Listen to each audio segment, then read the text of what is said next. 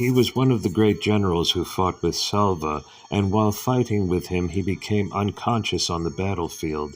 His charioteer brought him back to the camp from the battlefield, and for this action he was very sorry and rebuked his charioteer. However, he fought again with Salva and was victorious. He heard all about the different demigods from Naradaji. He is one of the 4 plenary expansions of Lord Sri Krishna. He is the 3rd one. He inquired from his father Sri Krishna about the glories of the Brahmanas. During the fratricidal war amongst the descendants of Yadu, he died at the hand of Bhoja, another king of the Vrishnis. After his death, he was installed in his original position. Charadeshna, another son of Lord Sri Krishna and Rukmini Devi. He was also present during the Svayamvara ceremony of Draupadi. He was a great warrior like his brothers and father. He fought with Vivinidaka and killed him in the fight. Shamba, one of the great heroes of the Yadu dynasty and the son of Lord Sri Krishna by his wife Jambavati. He learned the military art of throwing arrows from Arjuna, and he became a member of parliament during the time of Maharaja Yudhishthira. He was present during the Rajasuya Yajna of Maharaja Yudhishthira. When all the Vrishnis were assembled during the time of Prabhasa Yajna, his glorious activities were narrated by Satyaki before Lord Baladeva.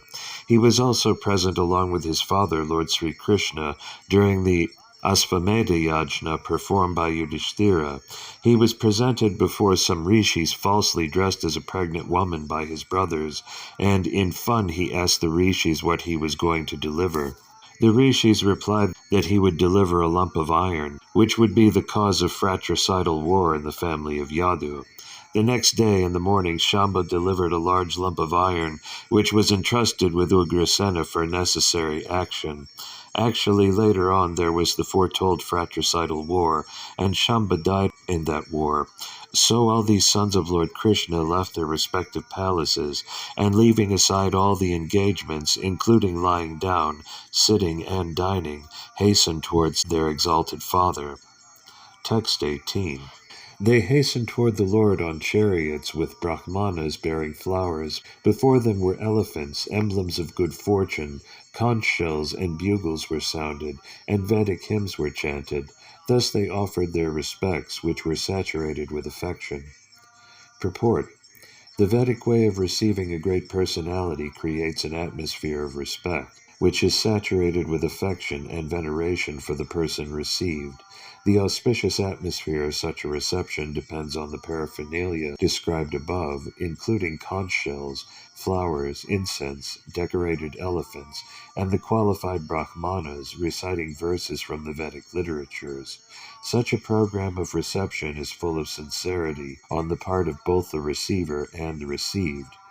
Text 19. At the same time, many hundreds of well-known prostitutes began to proceed on various vehicles. They were all very eager to meet the Lord, and their beautiful faces were decorated with dazzling earrings, which enhanced the beauty of their foreheads. Purport. We may not hate even the prostitutes if they are devotees of the Lord. Even to date there are many prostitutes in great cities of India who are sincere devotees of the Lord. By tricks of chance one may be obligated to adopt a profession which is not very adorable in society, but that does not hamper one in executing devotional service to the Lord. Devotional service to the Lord is uncheckable in all circumstances. It is understood herewith that even in those days, about 5,000 years ago, there were prostitutes in a city like Dwarka, where Lord Krishna resided. This means that prostitutes are necessary citizens for the proper upkeep of society. The government opens wine shops, but this does not mean that the government encourages the drinking of wine. The idea is that there is a class of men who will drink at any cost, and it has been experienced that prohibition in great cities encouraged illicit smuggling of wine. Similarly, men who are not satisfied at home require such concessions, and if there is no prostitute, then such low men will induce others into prostitution. It is better that prostitutes be available in the marketplace so that the sanctity of society can be maintained. It is better to maintain a class of prostitutes than to encourage prostitutes within society. The real reformation is to enlighten all people to become devotees of the Lord, and that will check all kinds of deteriorating factors of life. Sri Bilvamangala Thakura, a great acharya of the Vishnuvami Vaishnava sect, in his householder life was overly attached to a prostitute who happened to be a devotee of the Lord. One night when the Thakura came to Chintamani's house in torrents of rain and thunder, Chintamani was astonished to see how the Thakura could come on such a dreadful night after crossing a foaming river which was full of waves. She said to Thakura Bilvamangala that this attraction for the flesh and bone of an insignificant woman like her would be properly utilized if it could be diverted to the devotional service of the Lord to achieve attraction for the transcendental beauty of the Lord. It was a momentous hour for the Thakura, and he took a turn towards spiritual realization by the words of a prostitute. Later on, the Thakura accepted the prostitute as his spiritual master, and in several places of his literary works, he has glorified the name of Chintamani, who showed him the right path. In the Bhagavad Gita 9:32, the Lord says, O son of Pirtha, even the low-born Chandalas, and those who are born in a family of unbelievers, and even the prostitutes shall attain perfection of life if they take shelter of unalloyed devotional service to me, because in the path of devotional service there are no impediments due to degraded birth and occupation. The path is open for everyone who agrees to follow it. It appears that the prostitutes of Dwarka, who were so eager to meet the Lord, were all his unalloyed devotees, and thus they were all on the path of salvation, according to the above version of the Bhagavad Gita. Therefore, the only reformation that is necessary in society is to make an organized effort to turn the citizens into devotees of the Lord, and thus all good qualities of the denizens of heaven will overtake them in their own way.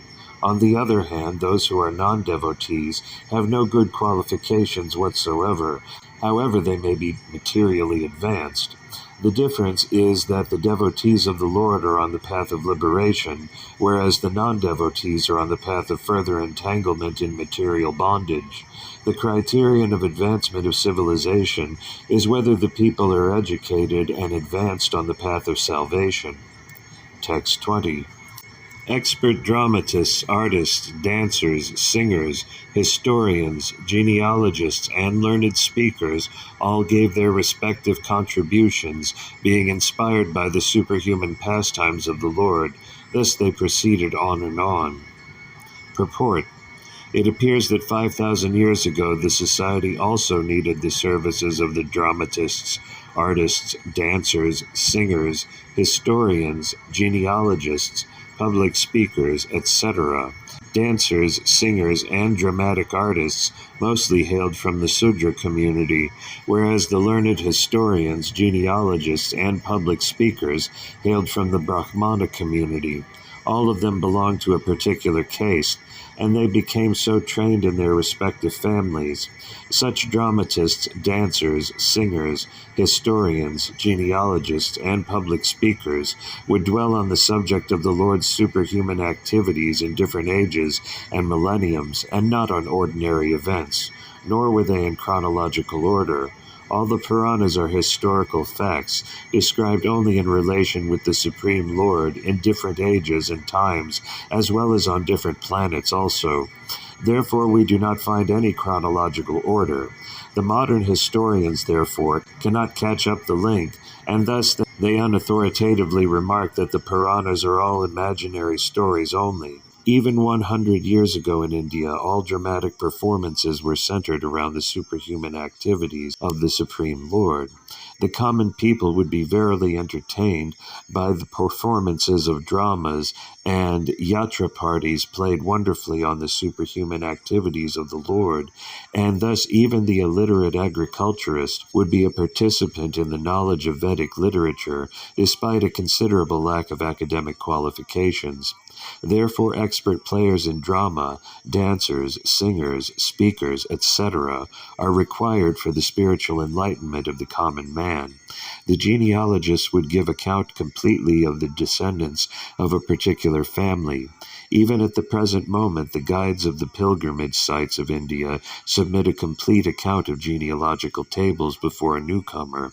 This wonderful act sometimes attracts more customers to receive such important information. Text 21. Lord Krishna, the personality of Godhead, approached them and offered them due honor and respect to each and every one of the friends, relatives, citizens, and all others who came to receive and welcome him. Purport.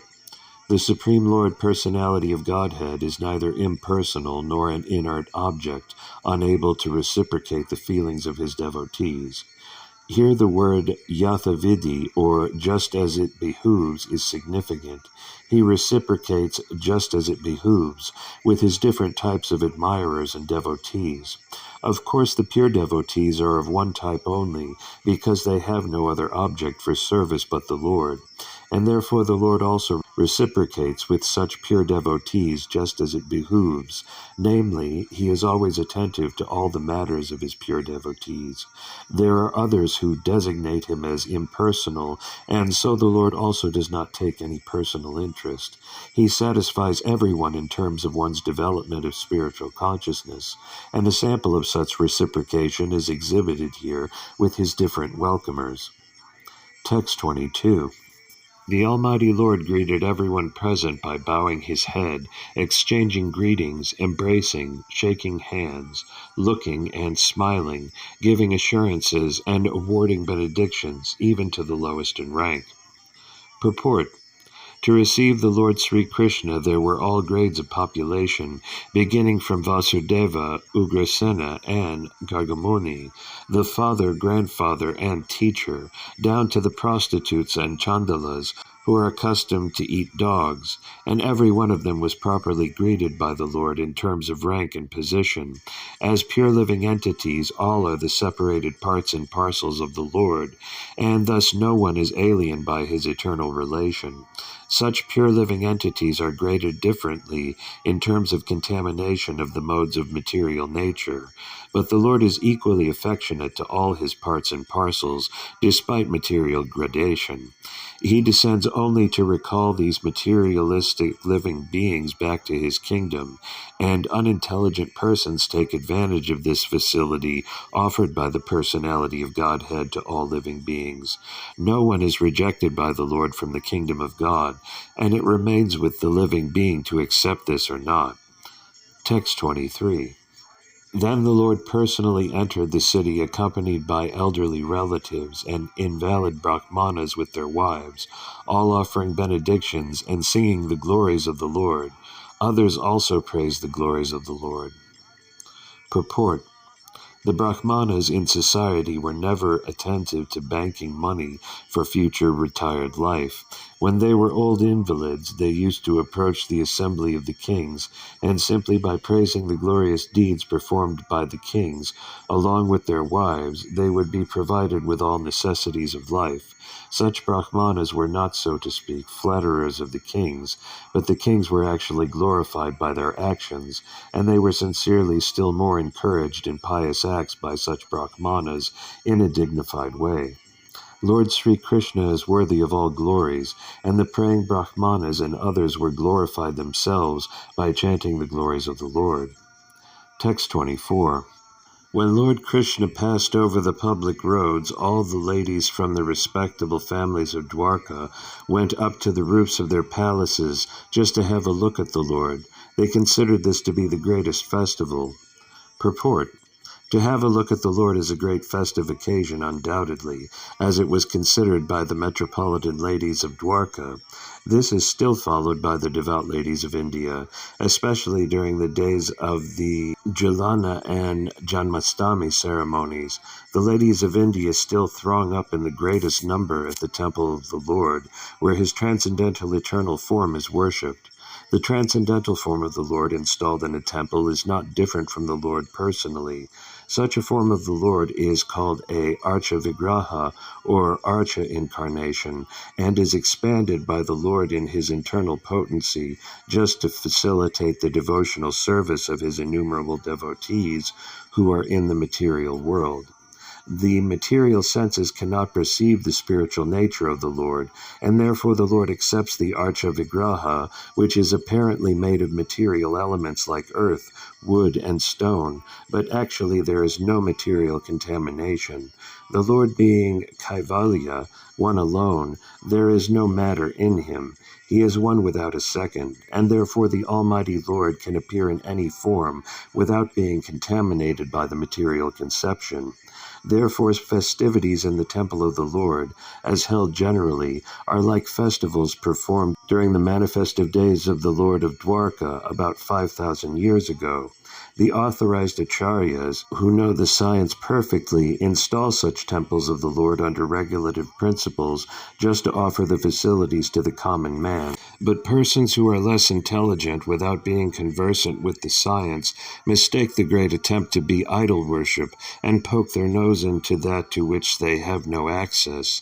Therefore the ladies or men who observe festivals in the temples of the Lord just to have a look at the transcendental form are 1,000 times more glorious than those who are non-believers in the transcendental form of the Lord. It appears from the verse that the inhabitants of Dwarka were all owners of big palaces. This indicates the prosperity of the city. The ladies got up on the roofs just to have a look at the procession of the Lord. The ladies did not mix with the crowd on the street, and thus their respectability was perfectly observed. There was no artificial equality with the man. Female respectability is preserved more elegantly by keeping the woman separate from the man. The sexes should not mix unrestrictedly. Text 25. The inhabitants of Dwarka were regularly accustomed to look upon the reservoir of all beauty, the infallible Lord, yet they were never satiated. Purport.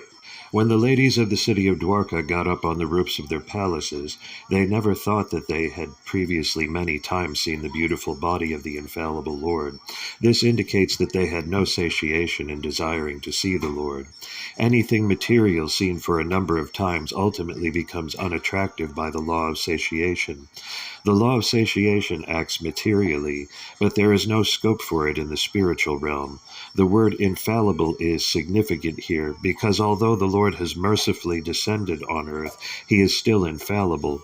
The living entities are fallible because when they come in contact with the material world, they lack their spiritual identity, and thus the body materially obtained becomes subjected to birth, growth, transformation, situation, deterioration, and annihilation under the laws of nature. The Lord's body is not like that. He descends as he is, and is never under the laws of the material modes. His body is the source of everything that be, the reservoir of all beauties beyond our experience.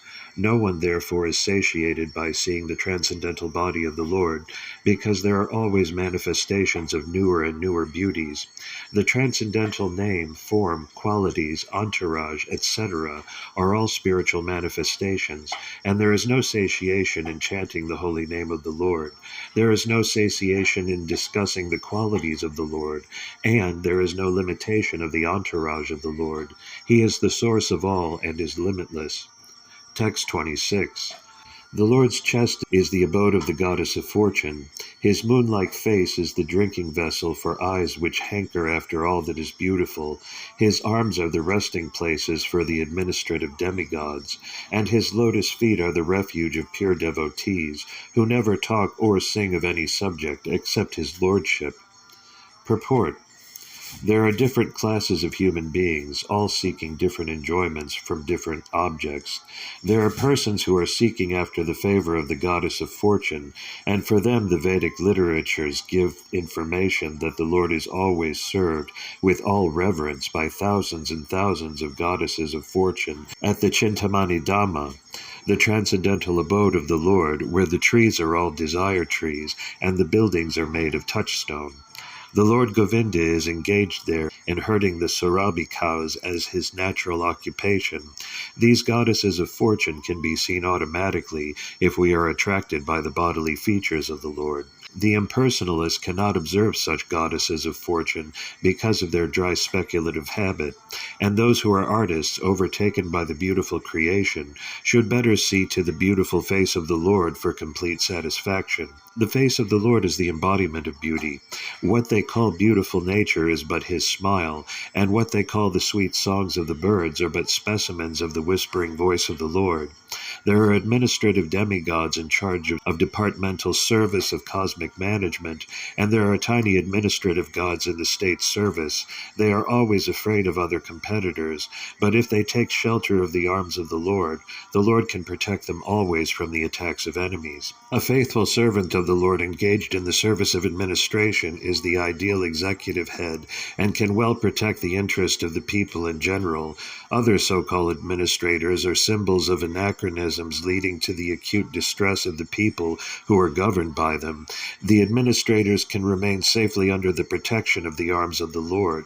The essence of everything is the Supreme Lord. He is called the Saram, and those who sing and talk about him are called the Sarangas, or the pure devotees. The pure devotees are always hankering after the lotus feet of the Lord. The lotus has a kind of honey which is transcendently relished by the devotees. They are like the bees who are always after the honey. Srila Rupa Goswami, the great devotee acharya of the Gaudiya Vaishnava Sampradaya, has sung a song about this lotus honey, comparing himself to the bee. O my Lord Krishna, I beg to offer my prayers unto you. My mind is like the bee, and it is after some honey. Kindly, therefore, give my bee mind a place at your lotus feet, which are the resources for all transcendental honey. I know that even big demigods like Brahma do not see the rays of the nails of your lotus feet, even though they are engaged in deep meditation for years together. Still, O infallible one, my ambition is such, for you are very merciful to your surrendered devotees. O Madhva, I know also that I have no genuine devotion for the service of your lotus feet. But because your lordship is inconceivably powerful, you can do what is impossible to be done. Your lotus feet can deride even the nectar of the heavenly kingdom, and therefore I am very much attracted by them. O Supreme Eternal, please therefore let my mind be fixed at your lotus feet, so that eternally I may be able to relish the taste of your transcendental service. The devotees are satisfied with being placed at the lotus feet of the Lord, and have no ambition to see his all-beautiful face, or aspire for the protection of the strong arms of the Lord. They are humble by nature, and the Lord is always leaning towards such humble devotees. Text 27. As the Lord passed along the public road of Dwarka, his head was protected from the sunshine by a white umbrella. White feathered fans moved in semicircles, and showers of flowers fell upon the road. His yellow garments and garlands of flowers made it appear as if a dark cloud were surrounded simultaneously by sun, moon, lightning, and rainbows. Purport. The sun, moon, rainbow, and lightning do not appear in the sky simultaneously. When there is sun, the moonlight becomes insignificant, and if there are clouds and a rainbow, there is no manifestation of lightning. The Lord's bodily hue is just like a new monsoon cloud. He is compared herein to the cloud. The white umbrella over his head is compared to the sun. The movement of the bunch hair fan of flukes is compared to the moon. The showers of flowers are compared to the stars. His yellow garments are compared to the rainbow. So all these activities of the firmament, being impossible simultaneous factors, cannot be adjusted by comparison. The adjustment is possible only when we think of the inconceivable potency of the Lord. The Lord is all-powerful, and in his presence anything impossible can be made possible by his inconceivable energy. But the situation created at the time of his passing on the roads of Dwarka was beautiful and could not be compared to anything besides the description of natural phenomena. Text 28. After entering the house of his father, he was embraced by the mothers present, and the Lord offered his obeisances unto them by placing his head at their feet. The mothers were headed by Devaki, his real mother. Purport. It appears that Vasudeva, the father of Lord Krishna, had completely separate residential quarters where he lived with his 18 wives, out of whom Srimati Devaki is the real mother of Lord Krishna. But in spite of this, all other stepmothers were equally affectionate to him, as will be evident from the following verse. Lord Krishna did not distinguish his real mother from his stepmothers, and he equally offered his obeisances unto all the wives of Vasudeva present on the occasion. According to scriptures also, there are 7 mothers: 1, the real mother; 2, the wife of the spiritual master; 3, the wife of a Brahmana; 4, the wife of the king; 5, the cow; 6, the nurse; and 7, the earth. All of them are mothers. Even by this injunction of the Shastras, the stepmother, who is the wife of the father, is also as good as the mother, because the father is also one of the spiritual masters. Lord Krishna, the Lord of the universe, plays the part of an ideal son just to teach others how to treat their stepmothers. Text 29. The mothers, after embracing their son, sat him on their laps. Due to pure affection, milk sprang from their breasts. They were overwhelmed with delight, and the tears from their eyes wetted the Lord. Purport. When Lord Krishna was at Vrindavana, even the cows would become moistened by affection towards him, and he would draw milk from the nipples of every affectionate living being. So what to think of the stepmother, who was already as good as his own mother? Text 30. Thereafter the Lord entered his palaces, which were perfect to the fullest extent. His wives lived in them, and they numbered over 16,000. Purport. Lord Krishna had 16,108 wives, and for each and every one of them there was a fully equipped palace, complete with necessary compounds and gardens. Full description of these palaces is given in the 10th canto. All the palaces were made of the best marble stone. They were illuminated by jewels and decorated by curtains and carpets of velvet and silk, nicely bedecked and embroidered with gold lace. The personality of Godhead means one who is full with all power, all energy, all opulences, all beauties, all knowledge, and all renunciation. Therefore, in the palaces of the Lord there was nothing wanting for fulfilling all desires of the Lord. The Lord is unlimited, and therefore his desires are also unlimited, and the supply is also unlimited. Everything being unlimited, it is concisely described here as Sharvakamam, or full with all desirable equipment. Text 31. The queens of Lord Sri Krishna rejoiced within their minds to see their husband home after a long period abroad. The queens got up at once from their seats in meditations. As was socially customary, they covered their faces shyly and looked about coyly. Purport. As mentioned above, the Lord entered his home palaces occupied by 16,108 queens. This means that the Lord at once expanded himself in as many plenary expansions as there were queens and palaces, and entered in each and every one of them simultaneously and separately. Here is another manifestation of the feature of his internal potency.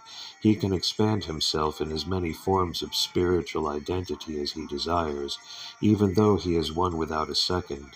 It is confirmed by the Shruti mantra that the Absolute is one alone, and yet he becomes many as soon as he so desires. These manifold expansions of the Supreme Lord are manifested as plenary and separated portions. The separated portions are representations of his energy, and the plenary portions are manifestations of his personality. Thus the personality of Godhead manifested himself in 16,108 plenary expansions, and simultaneously entered into each and every one of the palaces of the queens. This is called Vaibhava, or the transcendental potency of the Lord, and because he can do so, he is also known as Yogeshvara. Ordinarily, a yogi or mystic living being is able to expand himself at utmost to tenfold expansions of his body, but the Lord can do so to the extent of as many thousands or infinitely as he likes. Unbelievers become astonished to learn that Lord Krishna married more than 16,000 queens, because they think of Lord Krishna as one of them, and measure the potency of the Lord by their own limited potency. One should know, therefore, that the Lord is never on the level of the living beings, who are but expansions of his marginal potency, and one should never equalize the potent and the potency, although there is very little difference of quality between the potent and the potency. The queens were also expansions of his internal potency, and thus the potent and potencies are perpetually exchanging transcendental pleasures, known as pastimes of the Lord. One should not therefore become astonished to learn that the Lord married so many wives. On the contrary, one should affirm that even if the Lord marries 16,000 million wives, he is not completely manifesting his unlimited and inexhaustible potency. He married only 16,000 wives and entered in each and every one of the different palaces, just to impress in the history of the human beings on the surface of the earth that the Lord is never equal to or less than any human being, however powerful he may be. No one, therefore, is either equal to or greater than the Lord. The Lord is always great in all respects. God is great is eternal truth. Therefore, as soon as the queens saw from a distance their husband, who was away from home for long periods due to the battle of Kurukshetra, they all arose from the slumber of meditation and prepared to receive their most beloved. According to Yajnavalkya's religious injunctions, a woman whose husband is away from home should not take part in any social functions, should not decorate her body, should not laugh, and should not go to any relative's house in any circumstance. This is the vow of the ladies whose husbands are away from home.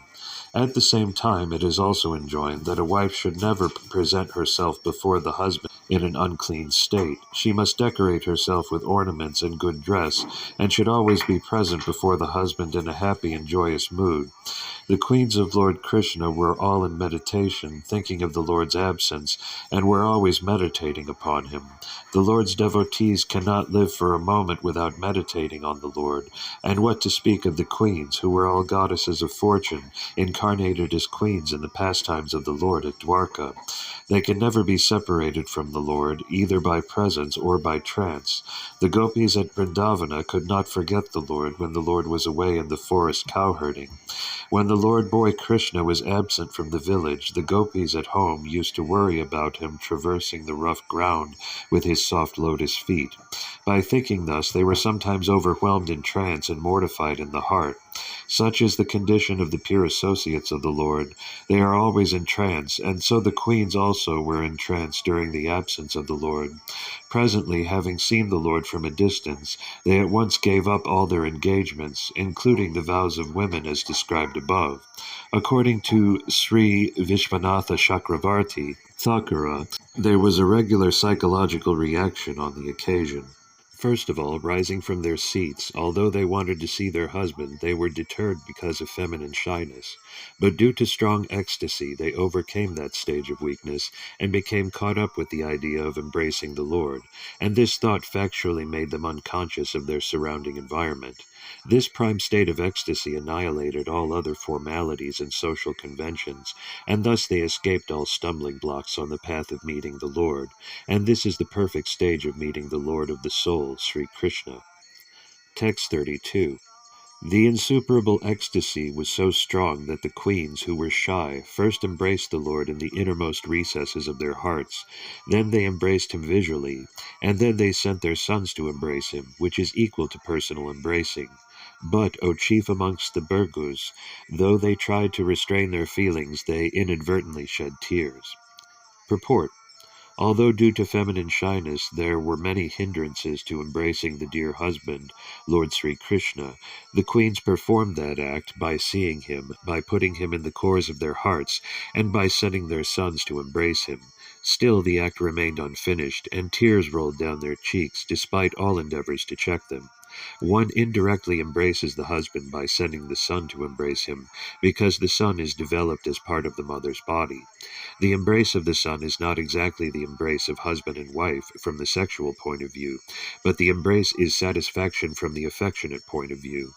The embrace of the eyes is more effective in the conjugal relation, and thus according to Srila Jiva Goswami, there is nothing wrong in such an exchange of feeling between husband and wife.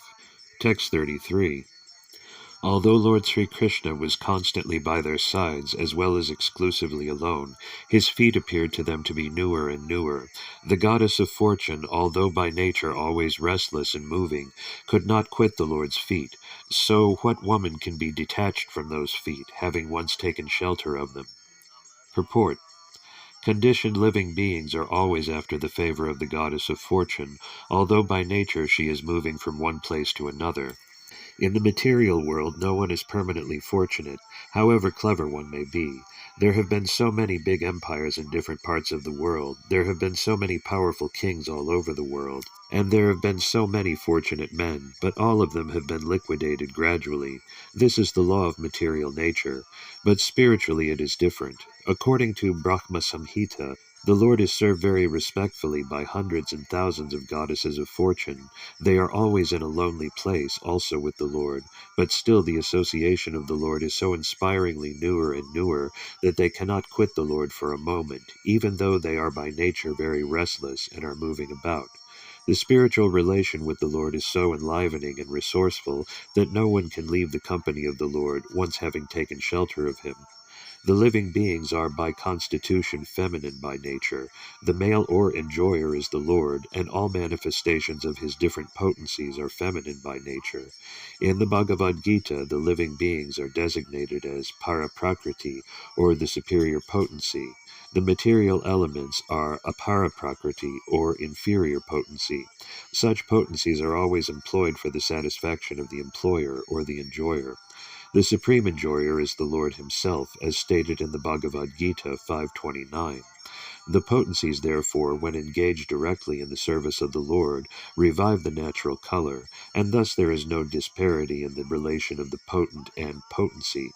Generally, people engaged in service are always seeking some post under the government or the supreme enjoyer of the state. Since the Lord is the supreme enjoyer of everything in or outside the universe, it is happiness to be employed by him. Once engaged in the supreme governmental service of the Lord, no living being wishes to be relieved from the engagement. The highest perfection of human life is to seek some employment under the Lord's supreme service. That will make one extremely happy.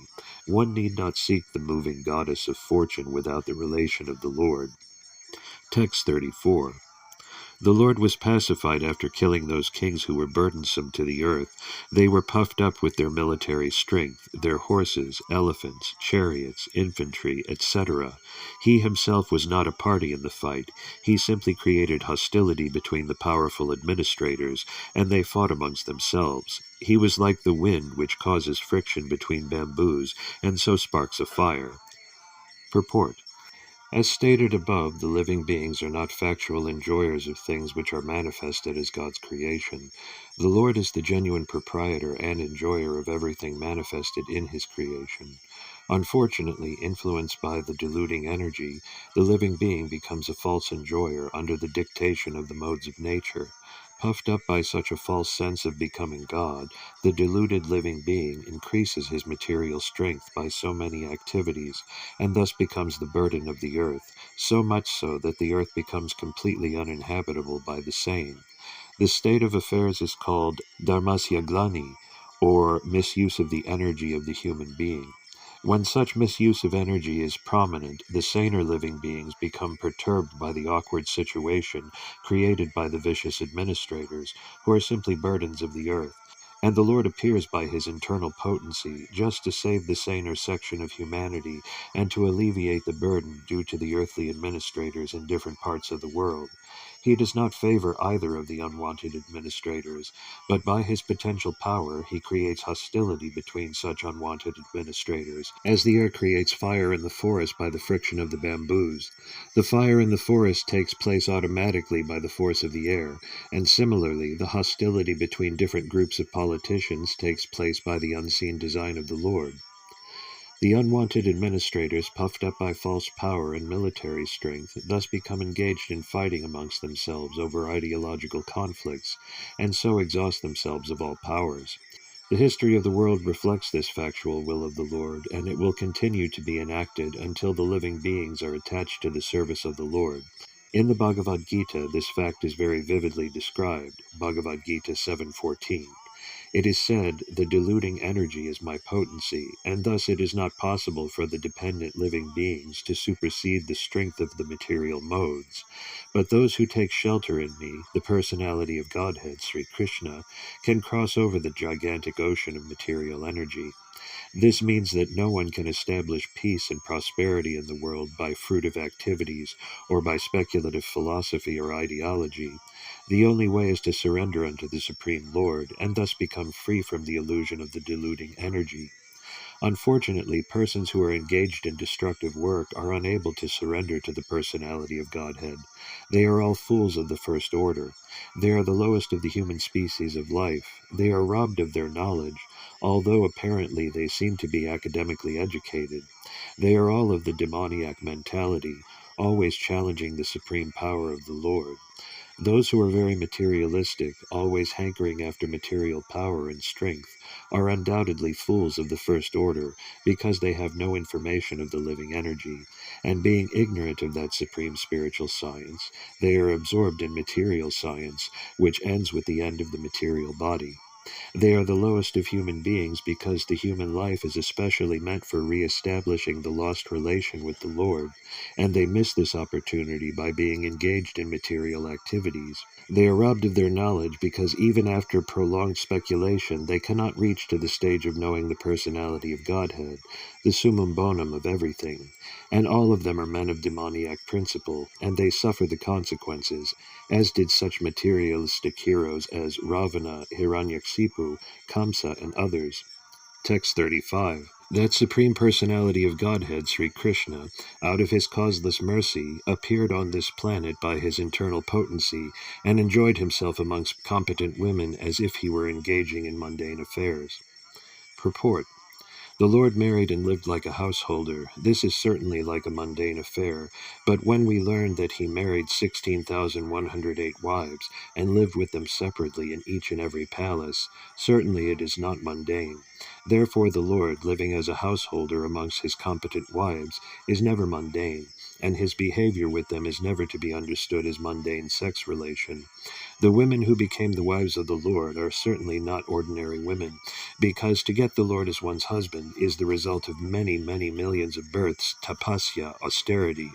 When the Lord appears on different lokas, or planets, or on this planet of human beings, he displays his transcendental pastimes just to attract the conditioned souls to become his eternal servitors, friends, parents, and lovers, respectively, in the transcendental world, where the Lord eternally reciprocates such exchanges of service. Service is pervertedly represented in the material world and broken untimely, resulting in sad experience.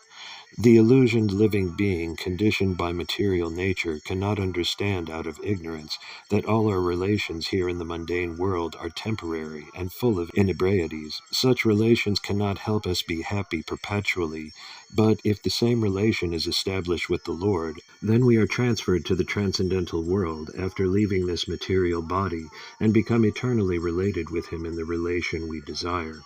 The women amongst whom he lived as their husband are not therefore women of this mundane world, but are eternally related with him as transcendental wives, a position which they attain by perfection of devotional service. That is their competency. The Lord is Param Brahma, or the Supreme Personality of Godhead. Conditioned souls seek after perpetual happiness in all places, not only on this earth, but also on other planets throughout the universe, because constitutionally a spiritual spark, as he is, can travel to any part of God's creation.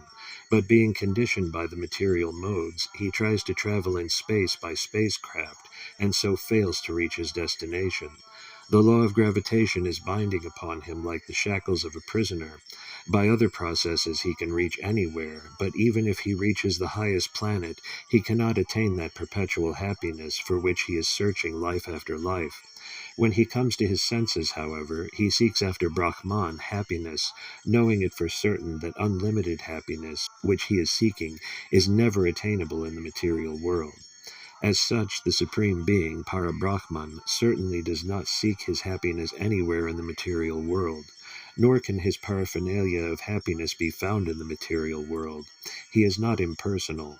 Because he is the leader and Supreme Being amongst innumerable living beings, he cannot be impersonal. He is exactly like us, and he has all the propensities of an individual living being in fullness. He marries exactly like us, but his marriage is neither mundane nor limited by our experience in the conditioned state. His wives, therefore, appear like mundane women, but factually they are all transcendental liberated souls, perfect manifestations of internal energy. Text 36.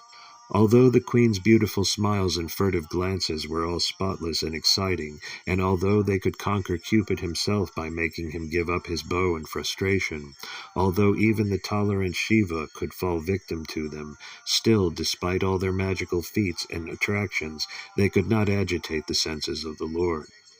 Purport: the path of salvation, or the path going back to Godhead, always forbids the association of women, and the complete Sanatana Dharma, or Varnasrama Dharma scheme, forbids or restricts association with women. How then can one be accepted as the Supreme Personality of Godhead, who is addicted to more than 16,000 wives? This question may be relevantly raised by inquisitive persons really anxious to know about the transcendental nature of the Supreme Lord. And to answer such questions, the sages at Namisaranya have discussed the transcendental character of the Lord in this and in following verses. It is clear herein that the feminine attractive features which can conquer Cupid, or even the supermost tolerant Lord Shiva, could not conquer the senses of the Lord. Cupid's business is to invoke mundane lust. The whole universe is moving, being agitated by Cupid's arrow. The activities of the world are being carried on by the central attraction of male and female. A male is searching after a mate to his liking, and the female is looking after a suitable male. That is the way of material stimulus, and as soon as a male is combined with a female, the material bondage of the living being is at once tightly interlocked by sex relation, and as a result of this, both the male's and female's attraction for sweet home, motherland, bodily offspring, society, and friendship, and accumulation of wealth becomes the illusory field of activities, and thus a false but indefatigable attraction for the temporary material existence, which is full of miseries, is manifest.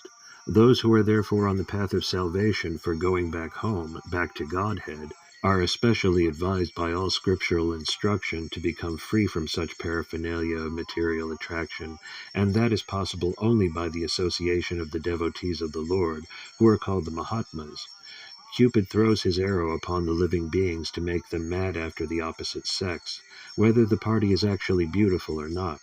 Cupid's provocations are going on, even among beastly societies, who are all ugly-looking in the estimation of the civilized nations.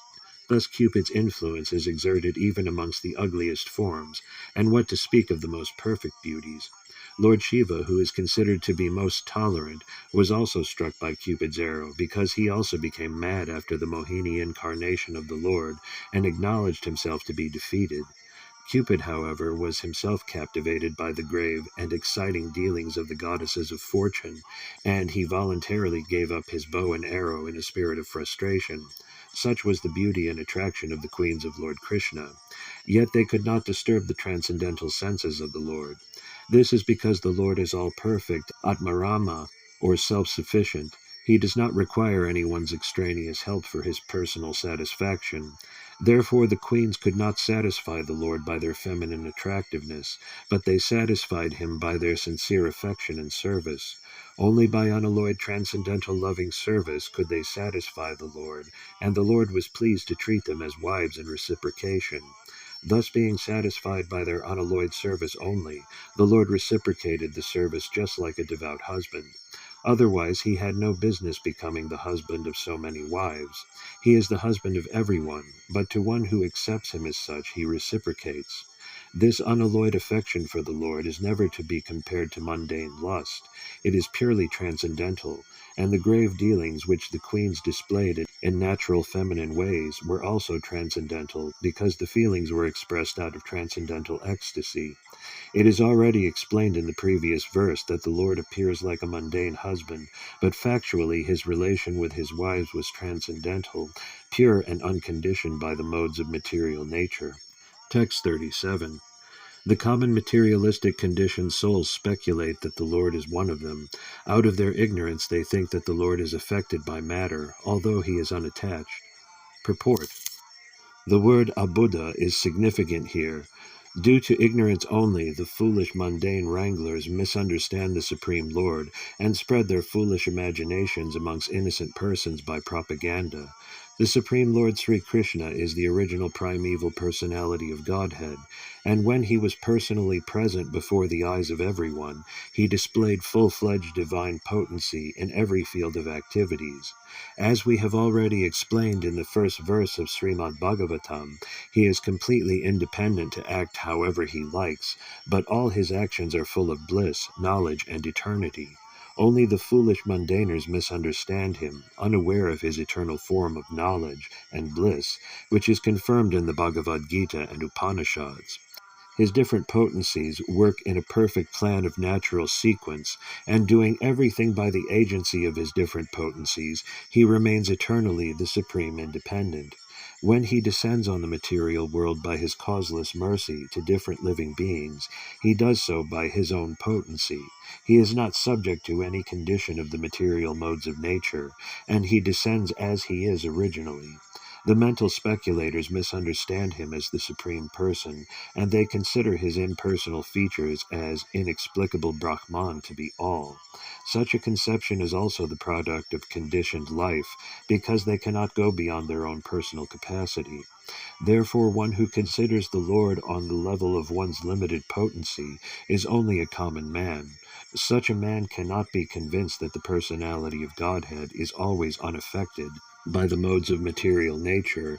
He cannot understand that the sun is always unaffected by infectious matter. The mental speculators compare everything from the standpoint of experimental knowledge of their own selves. Thus, when the Lord is found to act like an ordinary person in matrimonial bondage, they consider him to be like one of them, without considering that the Lord can at once marry 16,000 wives or more. Due to a poor fund of knowledge, they accept one side of the picture while disbelieving the other. This means that due to ignorance only, they always think of Lord Krishna as like themselves and make their own conclusions, which are absurd and unauthentic from the version of the Srimad Bhagavatam.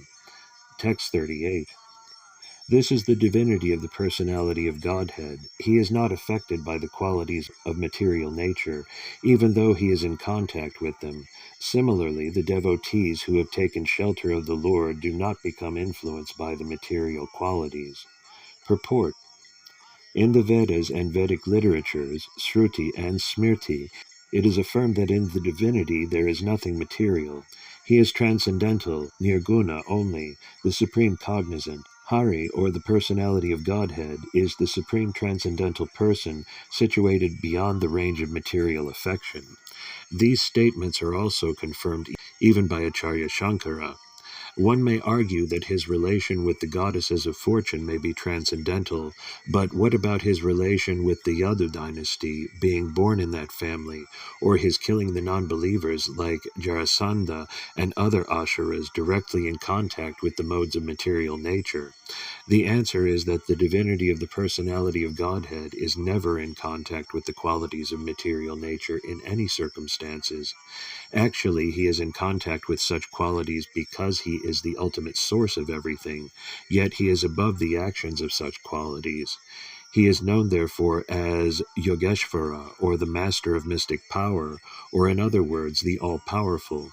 Even his learned devotees are not affected by the influence of the material modes.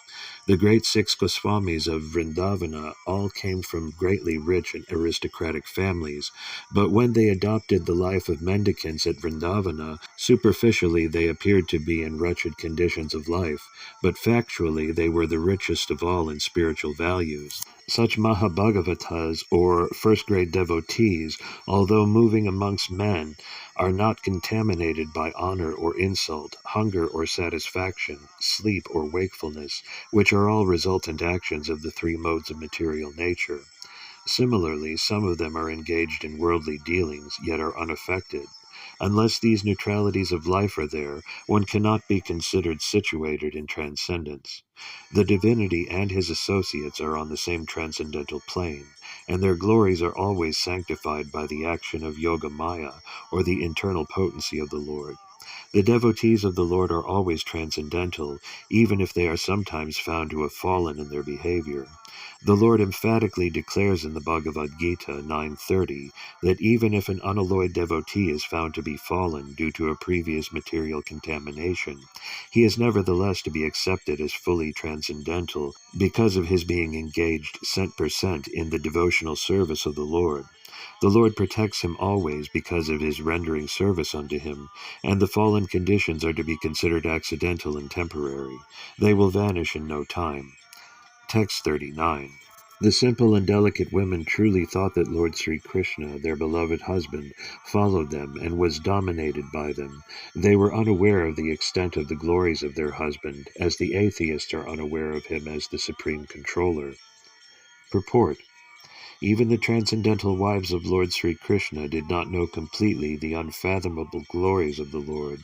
This ignorance is not mundane, because there is some action of the internal potency of the Lord in the exchange of feelings between him and his eternal associates.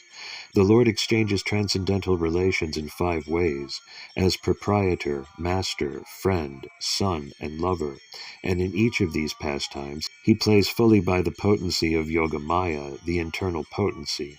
He plays exactly like an equal friend with the cowherd boys, or even with friends like Arjuna.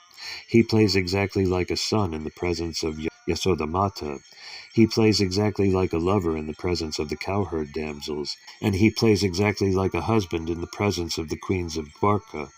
Such devotees of the Lord never think of the Lord as the supreme, but think of him exactly as a common friend, a pet son, or a lover or husband, very much dear to heart and soul. That is the relation between the Lord and his transcendental devotees, who act as his associates in the spiritual sky, where there are innumerable Vaikuntha planets. When the Lord descends, he does so along with his entourage to display a complete picture of the transcendental world, where pure love and devotion for the Lord prevail without any mundane tinge of lording it over the creation of the Lord. Such devotees of the Lord are all liberated souls, perfect representations of the marginal or internal potency in complete negation of the influence of the external potency. The wives of Lord Krishna are made to forget the immeasurable glories of the Lord by the internal potency, so that there might not be any flaw of exchange, and they took it for granted that the Lord was a henpecked husband, always following them in lonely places. In other words, even the personal associates of the Lord do not know him perfectly well. So what do the thesis writers or mental speculators know about the transcendental glories of the Lord? The mental speculators present different theses as to his becoming the causes of the creation, the ingredients of the creation, or the material and efficient cause of the creation, etc. But all this is but partial knowledge about the Lord. Factually, they are as ignorant as the common man. The Lord can be known by the mercy of the Lord only, and by no other means. But since the dealings of the Lord with his wives are based on pure transcendental love and devotion, the wives are all on the transcendental plane, without material contamination. Thus end the Bhaktivedanta purports of the first canto, 11th chapter of the Srimad Bhagavatam, entitled Lord Krishna's Entrance into Dwarka. Chapter 12, Birth of Emperor Parikshit. Text 1. The sage Sanaka said, "The womb of Uttara, mother of Maharaja Parikshit, was spoiled by the dreadful and invincible Brahmastra weapon released by Ashvatthama. But Maharaja Parikshit was saved by the Supreme Lord." Purport. The sages assembled in the forest of Naimisaranya inquired from Sutta Goswami about the birth of Maharaja Parikshit, but in the course of the narration other topics, like the release of the Brahmastra by the son of Drona, his punishment by Arjuna, Queen Kuntidevi's prayers, the Pandavas' visit to the place where Bhismadeva was lying, his prayers, and thereafter the Lord's departure for Dwarka were discussed. His arrival at Dwarka and residing with the 16,000 queens, etc., were narrated. The sages were absorbed in hearing such descriptions, but now they wanted to turn to the original topic, and thus the inquiry was made by Sanaka Rishi, so the subject of the release of the Brahmastra weapon by Ashvatthama is renewed. Text 2. How was the great Emperor Parikshit, who was a highly intelligent and great devotee, born in that womb? How did his death take place, and what did he achieve after his death? Purport.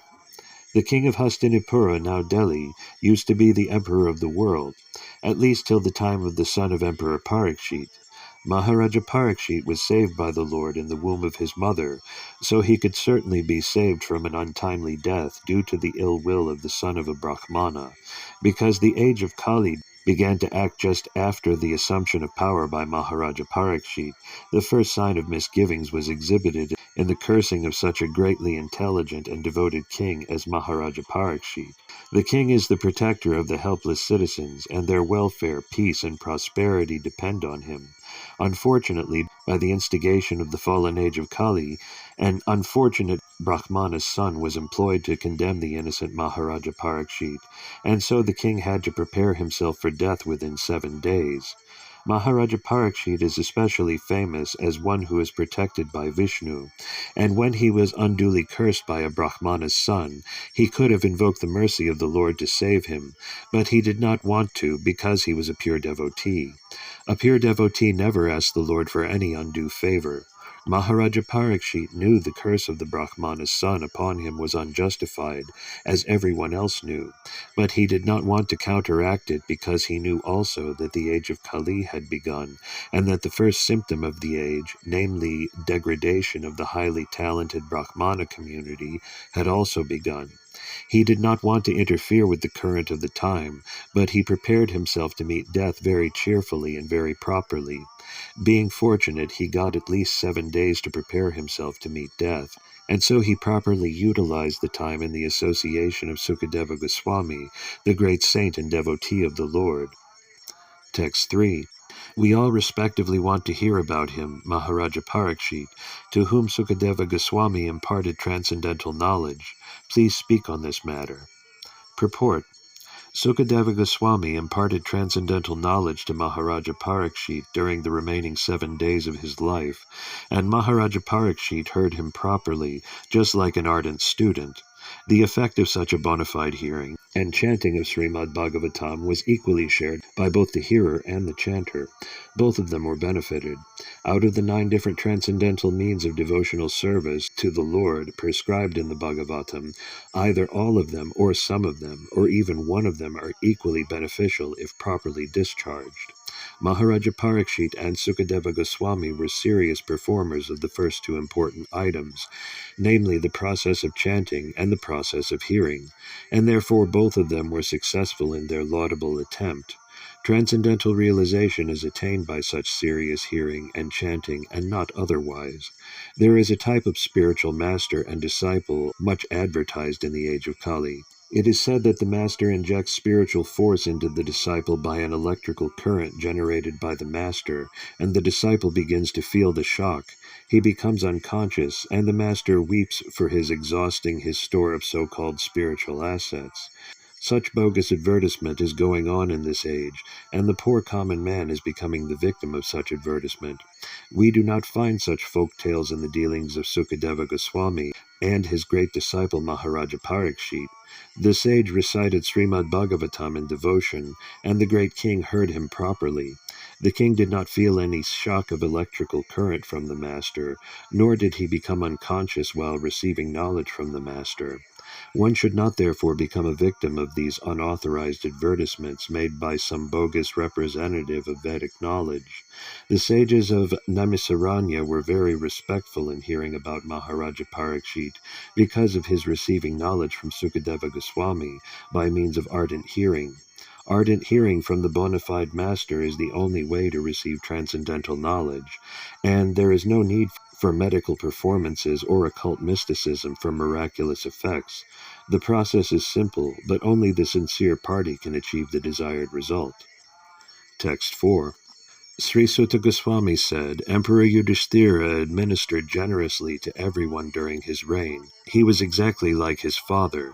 He had no personal ambition and was freed from all sorts of sense gratification because of his continuous service unto the lotus feet of the Lord Sri Krishna. Purport. As mentioned in our introduction, there is a need for the science of Krishna in human society for all the suffering humanity of the world, and we simply request the leading personalities of all nations to take to the science of Krishna for their own good, for the good of society, and for the good of all the people of the world. So it is confirmed herein by the example of Maharaja Yudhishthira, the personality of goodness. In India, the people hanker after Ramaraja because the personality of Godhead was the ideal king, and all other kings or emperors in India controlled the destiny of the world for the prosperity of every living being who took birth on the earth. Herein the word praja is significant. The etymological import of the word is that which is born. On the earth there are many species of life, from the aquatics up to the perfect human beings, and all are known as prajas. Lord Brahma, the creator of this particular universe, is known as the Prajapati because he is the grandfather of all who have taken birth. Thus praja is used in a broader sense than is now used. The king represents all living beings, the aquatics, plants, trees, reptiles, birds, animals, and man. Every one of them is a part and parcel of the Supreme Lord, Bhagavad Gita 14:4, and the king, being the representative of the Supreme Lord, is duty-bound to give proper protection to every one of them. This is not the case with the presidents and dictators of this demoralized system of administration, where the lower animals are given no protection, while the higher animals are given so-called protection. But this is a great science which can be learned only by one who knows the science of Krishna. By knowing the science of Krishna, one can become the most perfect man in the world, and unless one has knowledge in this science, all qualifications and doctorate diplomas acquired by academic education are spoiled and useless. Maharaja Yudhishthira knew this science of Krishna very well, for it is stated here that by continuous cultivation of this science, or by continuous devotional service to Lord Krishna, he acquired the qualification of administering the state. The father is sometimes seemingly cruel to the son, but that does not mean that the father has lost the qualification to be a father. A father is always a father because he always has the good of the son at heart. The father wants every one of his sons to become a better man than himself. Therefore a king like Maharaja Yudhishthira, who was the personality of goodness, wanted everyone under his administration, especially human beings who have better developed consciousness, to become devotees of Lord Krishna, so that everyone can become free from the trifles of material existence. His motto of administration was all good for the citizens, for as personified goodness he knew perfectly well what is actually good for them. He conducted the administration on that principle, and not on the Rakshasi demonic principle of sense gratification. As an ideal king, he had no personal ambition, and there was no place for sense gratification because all his senses at all times were engaged in the loving service of the Supreme Lord, which includes the partial service to the living beings, who form the parts and parcels of the complete whole. Those who are busy rendering service to the parts and parcels, leaving aside the whole, only spoil time and energy, as one does when watering the leaves of a tree without watering the root. If water is poured on the root, the leaves are enlivened perfectly and automatically, but if water is poured on the leaves only, the whole energy is spoiled. Maharaja Yudhishthira, therefore, was constantly engaged in the service of the Lord, and thus the parts and parcels of the Lord, the living beings under his careful administration, were perfectly attended with all comforts in this life and all progress in the next. That is the way of perfect management of state administration. Text 5. News even reached the celestial planets about Maharaja Yudhishthira's worldly possessions, the sacrifices by which he would attain a better destination, his queen, his stalwart brothers, his extensive land, his sovereignty over the planet Earth, and his fame, etc.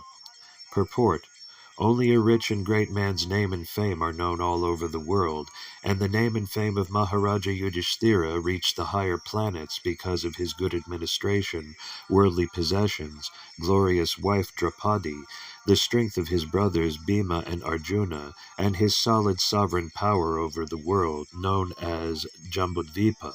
Here the word loka is significant. There are different lokas or higher planets scattered all over the sky, both material and spiritual. A person can reach them by dint of his work in the present life, as stated in Bhagavad Gita 9:25. No forceful entrance is allowed there. The tiny material scientists and engineers who have discovered vehicles to travel over a few thousand miles in outer space will not be allowed entrance. That is not the way to reach the better planets. One must qualify himself to enter into such happy planets by sacrifice and service.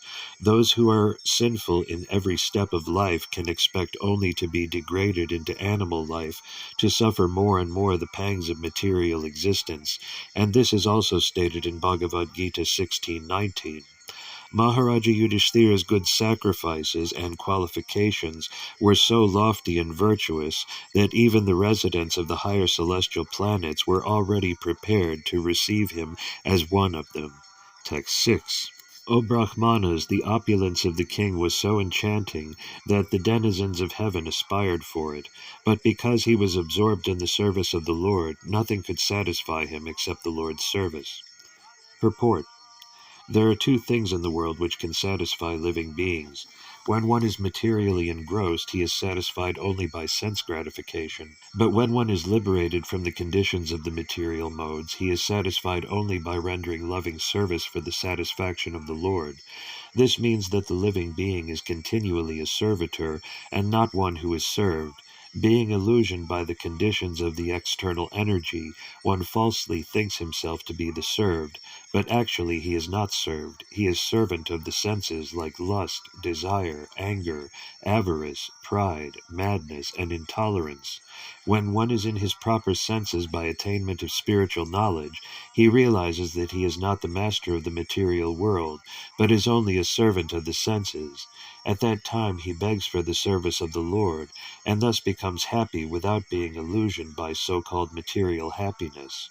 Maharaja Yudhishthira was one of the liberated souls, and therefore for him there was no pleasure in a vast kingdom, good wife, obedient brothers, happy subjects, and prosperous world.